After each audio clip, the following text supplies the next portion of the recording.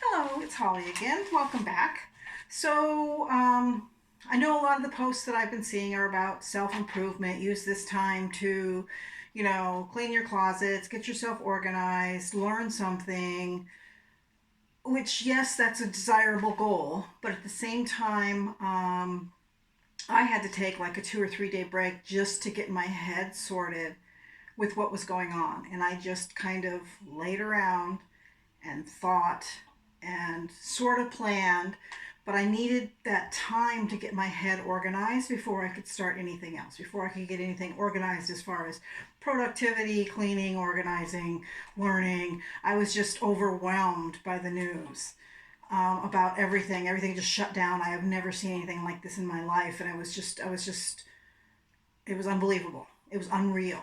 So I had to take some time to get myself organized and sort my headspace.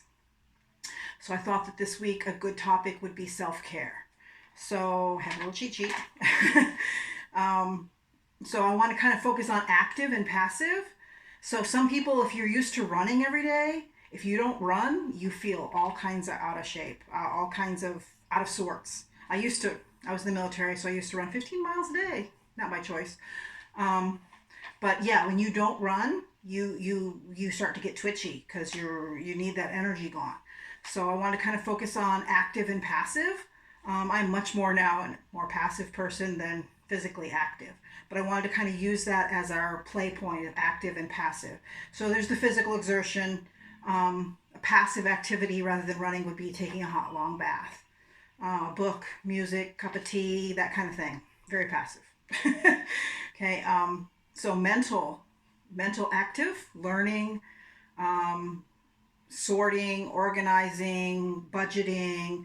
Those are mental active categories. Whereas the passive mental things would be reading a book, chilling, watching Netflix, giving your brain disconnect time almost. Not even mindfulness time, but just disconnect. I'm going to watch a movie and I'm going to get involved in the movie and I'm not going to pay any attention to what's happening in the world. Um, Cleaning. There's active cleaning where like move all the furniture. We're scrubbing the floor. We're scrubbing the walls. Yeah, I've done that. And there's sometimes that it feels really good. It feels really good to just get in there and that absolutely everything in that room is cleaned. You've moved it all out of the way. You've scrubbed the floor, scrubbed the walls, cleaned everything when you returned it to position. Probably move the furniture. That's one of my favorite. Move the furniture around so that it looks different and looks clean, and then you know that everything in that room is absolutely spotless. Okay, so a cleaning activity that's passive would be making lists, organizing a schedule for cleaning, maybe even like sorting a drawer, something super that you can sit down and do that. I have some health issues, so that for me, sitting and sorting is a very therapeutic kind of thing that I can sit and be like, I'm going to dump that junk drawer in the kitchen. I'm going to sort it out, find some boxes for this, cut down cereal boxes, whatever it is, so that I have containers to put in what I've sorted and how I've sorted it and made it clean. Another, it's not really active and passive, but it's kind of along that theme, food. That you have good, nutritious food. You're eating fruits and vegetables. You're eating whole grains. Maybe step up that game while you're here in quarantine. And then the other thing is junk food. Maybe you never eat junk food, but you know what?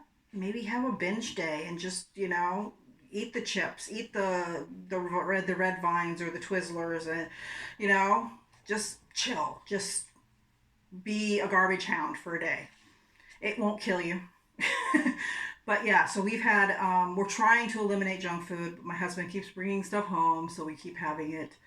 But yeah, trying to eat, so that's kind of the active passive. Good, nutritious, healthy food, and then the other stuff, whatever that is for you.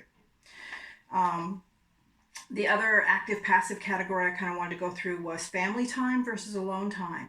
A lot of us have kids home all the time, which it's fun having the kids home for 2 or 3 days, but then they need to go back to school. So maybe planning some family time adventures, plan a scavenger hunt in your neighborhood that you go and find a piece of trash, like you have to find a fast food cup lid. You need to find a straw. You need to find whatever. You can go and make it kind of a community activity too by cleaning up some garbage.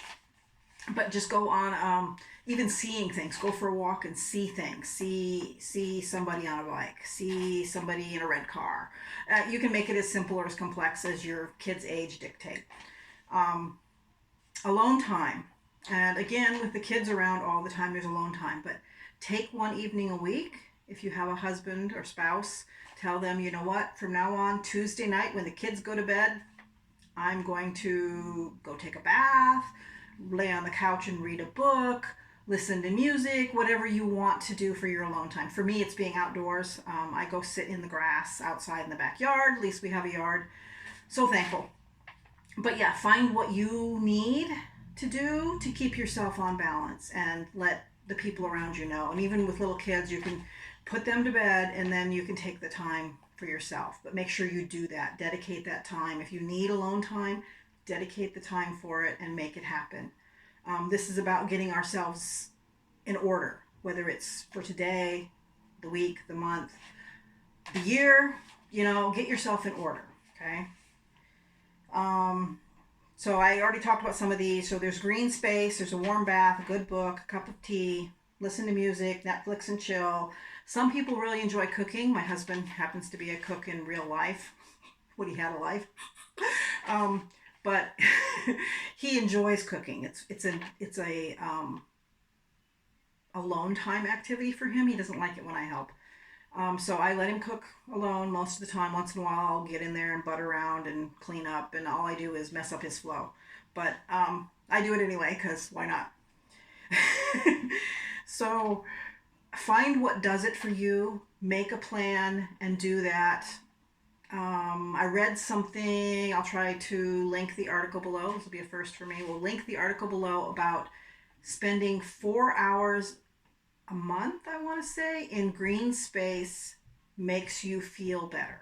Just an hour a week, which that's pretty doable. You know what I mean? And I used to walk to the bus and bus to work, but now that's not happening. So I have to rearrange my schedule, make a plan that I am going to be outside. Right now we have gardening activities, so we're in the garden weeding and digging and trying to get stuff in the ground, but it may still freeze, so we're waiting to do that. Yeah, we're shuffle.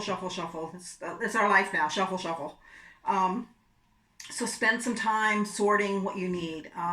Try meditation. There's a lot of meditation apps. There's a lot of YouTube videos. Use the resources you have. You don't need to spend money to do these kind of things. I was a single parent for lots and lots of years, so any free activity was a good activity. We did lots of free activities.